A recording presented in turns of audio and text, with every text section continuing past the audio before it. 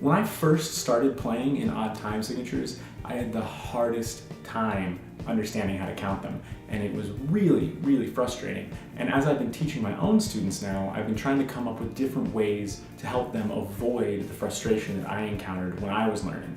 And one of the things that I've come up with is this little game that I'm going to show you guys. The goal of this game is to help you get more comfortable in odd time signatures through like this random writing exercise. The materials you need for this are a pen, some sticky notes or a scrap of paper, and a hat.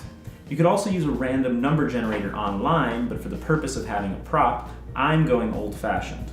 Once you have your materials, write the numbers 1 through 7 on your paper and then put them in the hat.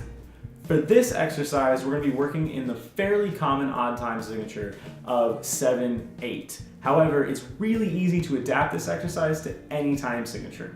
The first thing that we're going to do is we're going to just play a 7-note riff. The 7-note riff I'm going to be using for this exercise is this. Once you have that and you've decided on a riff, all you have to do is loop it as straight eighth notes, which is going to sound like this.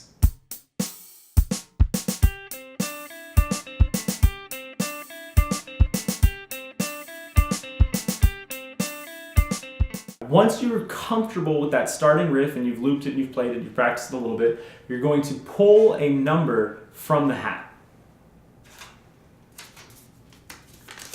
So I pulled a 4, which means I'm going to delete the 4th note in this riff by turning the 3rd note into a quarter note.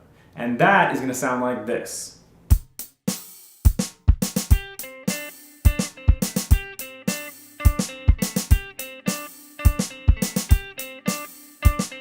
Once you've gotten comfortable with that variation on our first riff and you've practiced it and you've looped it a little bit and you're feeling good about it, you're going to go back to the hat and you're going to pull out another number. This case, pulled out a 5. This 5th note in the riff is going to be turned into a 16th note, and you're going to put a note in between 5 and 6. Here you're actually adding something new to the riff. And that is going to sound like this.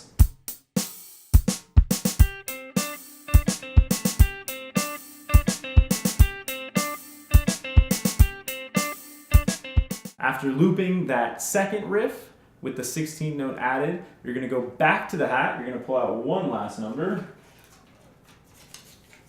this case, I pulled out a 7. So just like the first note, the 7th note of the scale is going to be deleted, and the 6th note before it is going to be turned into a quarter note. This is going to be our final riff, and here's what it's going to sound like.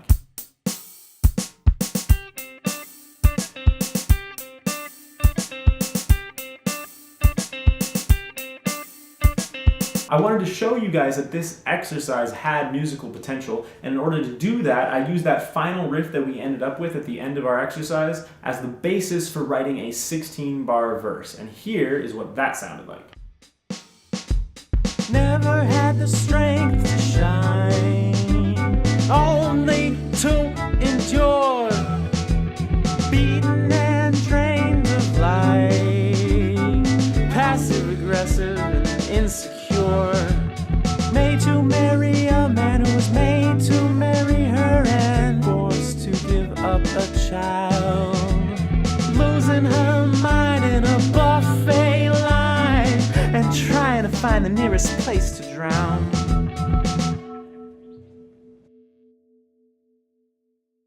So I really love this exercise. I've done it a bunch of times with my students and with myself, and it's always turned into something pretty interesting and definitely something I would not have written any other way.